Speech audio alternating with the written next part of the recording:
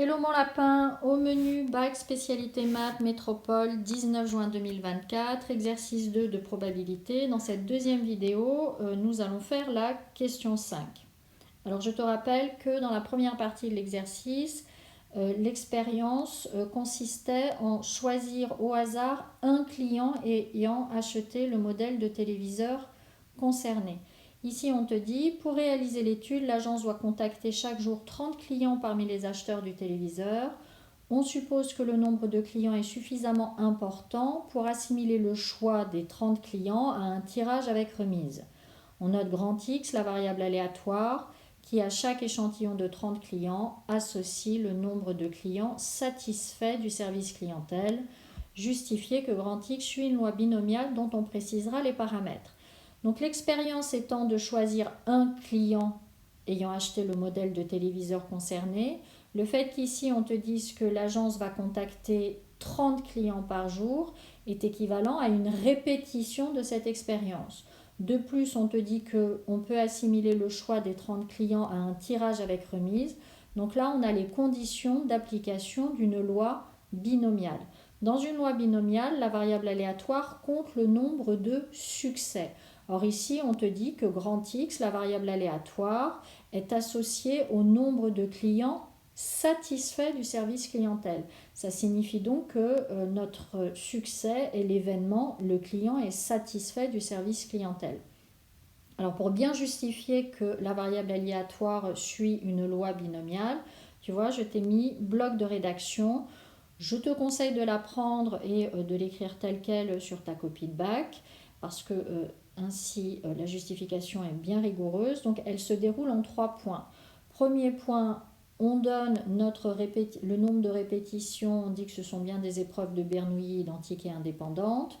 On donne le succès et sa probabilité, on rappelle ce qu'est notre variable aléatoire et enfin on conclut que cette variable aléatoire suit bien une loi binomiale. Donc comment ça se passe? Premier point, tu écris le choix des 30 clients peut être assimilé à la répétition de 30 épreuves de Bernoulli identiques et indépendantes. Deuxième point, le succès est l'événement, entre guillemets, le client est satisfait du service clientèle et sa probabilité est P égale 0,8. Alors attention, c'est le client, pas les 30 clients, c'est toujours au singulier. Et je te rappelle qu'à la première partie, nous avions trouvé que la probabilité de l'événement S, c'est-à-dire le client est satisfait, on avait trouvé 0,8. Troisième point, grand X est la variable aléatoire qui à chaque échantillon de 30 clients associe le nombre de clients satisfaits du service clientèle. Et donc maintenant on conclut en disant grand X suit une loi binomiale de paramètres n égale 30 et p égale 0,8. n étant le nombre de répétitions et 0,8 étant la probabilité du succès. Ou alors tu peux écrire x flèche avec le grand B de la loi binomiale et entre parenthèses la valeur de n et la valeur de p. Question suivante. Déterminer la probabilité arrondie à 10-3 près qu'au moins 25 clients soient satisfaits dans un échantillon de 30 clients contactés sur une même journée. Donc là, on retrouve le protocole de rédaction dont je vous ai parlé dans la première vidéo. La question est écrite en français. Donc d'abord, on traduit en écriture mathématique ce que signifie la question. Donc, on cherche P de x supérieur ou égal à 25. Puisque x compte le nombre de succès, à savoir le nombre de clients satisfaits.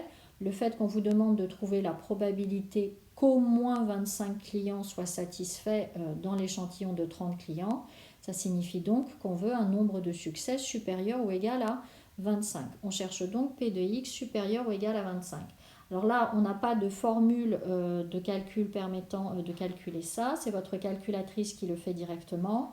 Alors si vous avez la Numworks ou les dernières versions de la TI, je ne sais pas où est passé mon T, de la TI ou de la Casio, elle le fait directement et vous trouvez P de x supérieur ou égal à 25 environ égal à 0,428, résultat à 10-3 près, vous en encadrez.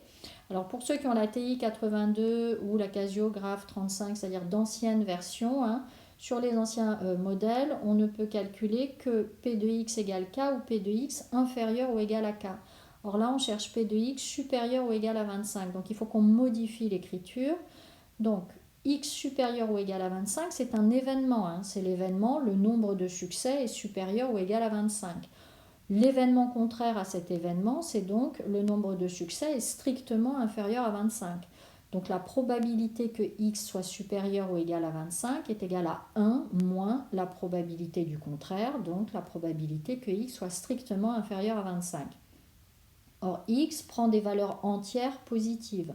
Donc être strictement inférieur à 25, c'est la même chose qu'être inférieur ou égal à 24. Et donc ensuite, vous tapez à la calculatrice et bien sûr, vous trouvez le même résultat. Et vous concluez par une phrase réponse, la question étant posée en français.